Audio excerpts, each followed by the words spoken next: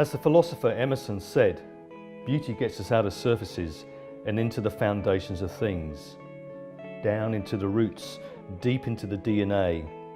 This is my view of the potential of beauty. For me, beauty is all about purpose. It's about supply chains of what we take, what we make, and what we waste, as well as the experience and joy that we can bring to the world through the products and services we create. And it's why I'm in Lewes today to meet a man called Konrad Brits. Konrad is the CEO and founder of Falcon Coffee. Konrad. Alan, good to see you. Good to see you. Welcome. Let's get have that conversation. Sure.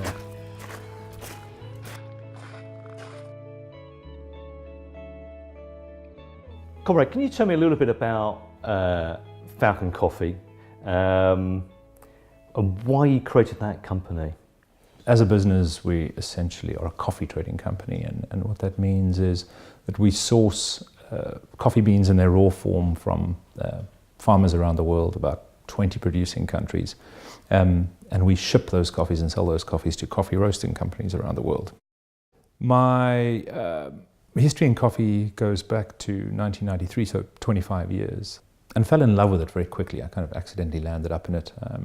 Living in Africa gave me a chance to regularly visit coffee producing regions. I could very quickly see that the people that I was sourcing the product from were extremely poor, came from very poor countries, very poor communities, and by and large the companies who were buying the coffee or do buy the coffee from me are very wealthy companies. So I've kind of looked back on my white apartheid background and felt a sense of guilt and regret that I had been guilty of apathy during that period, not really taking notice of people's oppression through that system. So I felt in coffee, here I was making my living from a group of people who were equally oppressed, this time through poverty. So those two things kind of collided and melded into me thinking, there has to be another way to do this.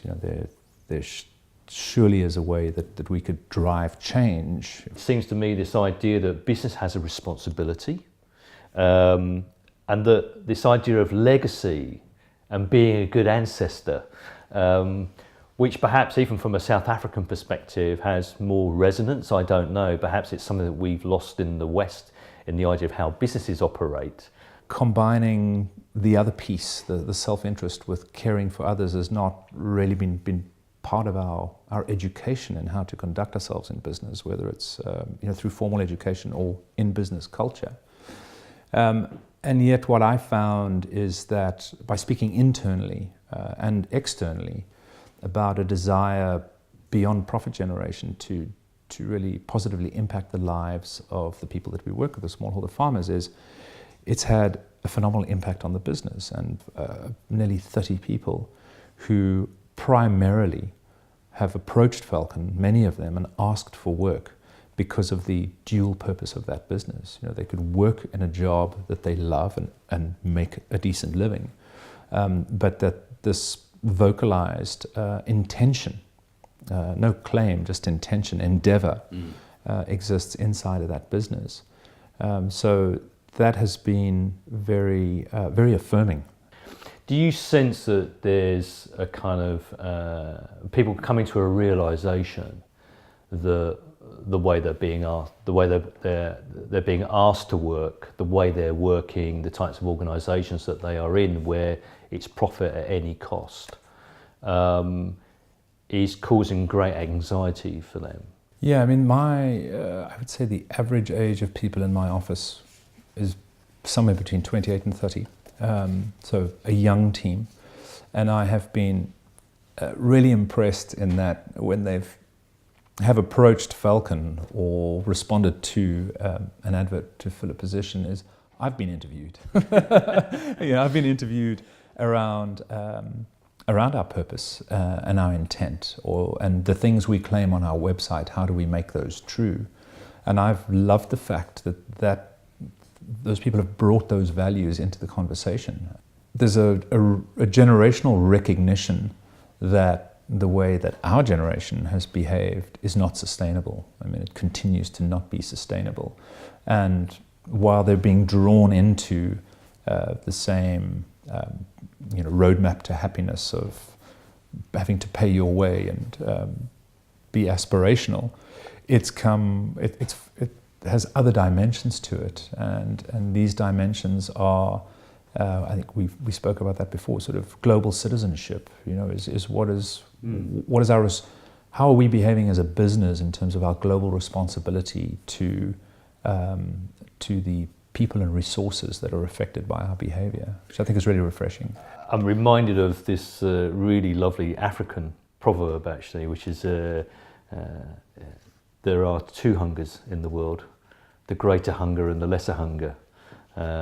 Actually, the lesser hunger is actually having a roof over my head and enough food to feed myself and my family. But the greater hunger is, why am I here? And what role do I serve? And I bring that up, I think, because in a sense what you're describing to me is people actually saying we need meaning in the work that we do that creates value for us in ways which is beyond just seeing how much money are being paid on a monthly basis. The quality of people that you draw and hold as their loyalty to business and brand is far greater than people who are simply there for the salary check. Your ability to survive social media scrutiny when you build a comet's tail of endeavor. I'm not talking about collecting prizes and getting certifications and having plaques on the wall. I'm talking about just the everyday transactional execution when the culture of your business is positive intent. It is very, very good for business. You also talk about transparency and traceability as something which is now becoming actually a fundamental need of people that buy products and services. Yes. Sustainability has become a very overused and diluted word, and it's being treated as a destination. You could go through a checklist and tick enough boxes and you're a sustainable business. And I always think of it's more like treading water. It requires constant activity because we live in a dynamic environment, and things are changing all the time, from the weather to people to the economy, to the availability of resources. So when I look at the world of traceability, of sustainability, and look at all the conversations that are taking place, certainly in coffee, the very first building block that is common to any initiative is traceability. And that's really exciting because traceability is about sort of the point of origin of that resource. And in coffee, that is, traceability is about the people who grow the coffee, the people as the stewards of the land, the farmers. So this drive for traceability is what is decommoditizing coffee. It's driving the decommoditization of coffee as an agricultural product, where the bulk of them are still very much treated as commodities.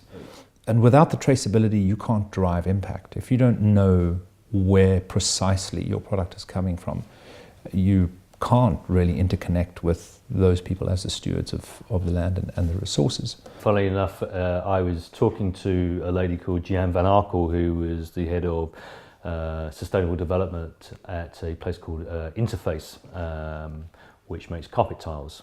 And actually, Roy Anderson, their founder, had this idea many years ago that actually they would be a sustainable business by 2020. But when I met Jan recently, she said, we've changed the mountain.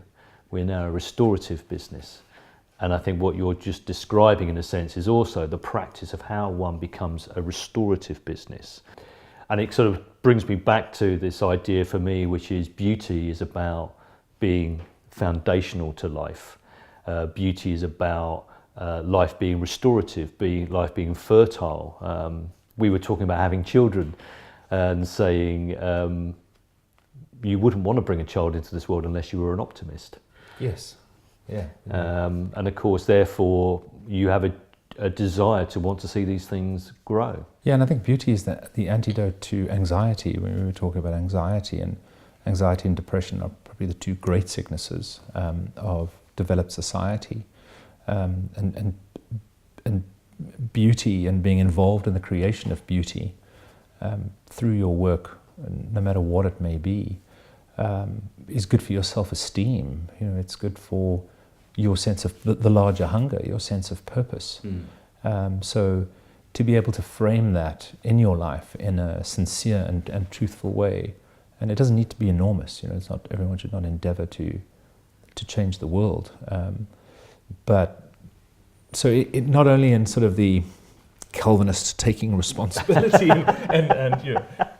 but really enjoying what you do and thinking about how people will enjoy it. Well, yeah, because it should be. I mean, for me also exactly, and I think it's important to make that point, which is beauty is as much about being joyful and having an experience in the world which delivers that, as well as actually this idea, as you said, about being Calvinist, being earnest.